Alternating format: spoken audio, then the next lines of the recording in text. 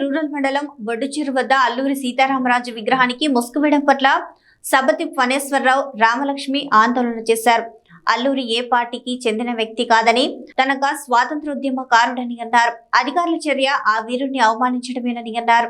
ఎన్నికల కోడ్ నిమిత్తం స్వతంత్ర సమరయోధుడు అల్లూరి సీతారామరాజు విగ్రహానికి అధికారులు ముసుగు వేయడం జరిగిందని సబతి ఫణేశ్వరరావు, రామలక్ష్మి పేర్కొన్నారు. అల్లూరి సీతారామరాజు విగ్రహానికి ఎన్నికల కోడ్ అమలులో ఉందని, విగ్రహానికి ముసుగు వేయడం జరిగింది అని అన్నారు. తక్షణమే ముసుగును తొలగించాలని డిమాండ్ చేశారు. ఈ కార్యక్రమంలో నూకరాజు తదితరులు పాల్గొన్నారు.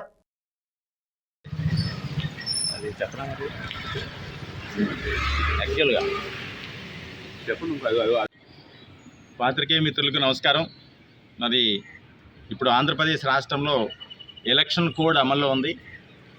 అందుచేత ప్రభుత్వ అధికారులు ఎలక్షన్ కమిషన్ నియమావళి ప్రకారం రాజకీయ నాయకుల విగ్రహాలకి మరి ముసుగు వేయాలి, వాళ్ళని పబ్లిక్ కనపడకుండా ఉండాలనేటువంటి నియమం అయితే ఉంది.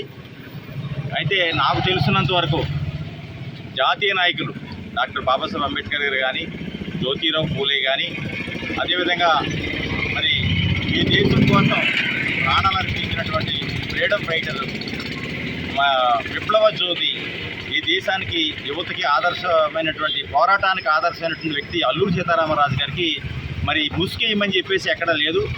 మరి ప్రభుత్వ అధికారులు ఎలక్షన్ నియమావళిని అమలు చేయడంలో పూర్తిగా వైఫల్యం చెందినారని చెప్పేసి మేము చెప్తా ఉన్నాం.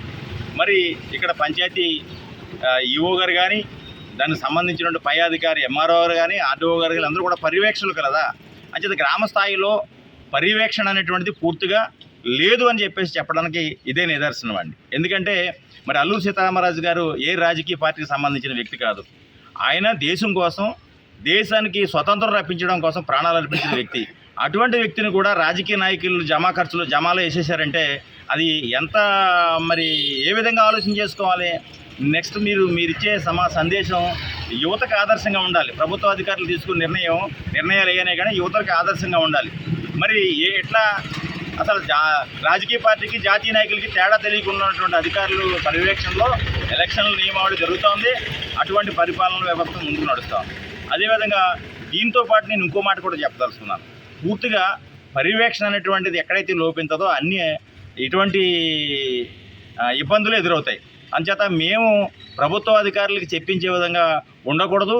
మళ్ళీ రాజకీయ కోణంలో చూడకుండా మరి తక్షణం ఇటువంటి చర్యలు ఏదైతే ఉన్నదో దాని చర్య తీసుకుని ఇమీడియట్గా రిమూవ్ చేయండి. ఎందుకంటే మేమే మ్యాన్ హ్యాండ్లింగ్ చేయకూడదు, మేము తీయకూడదు.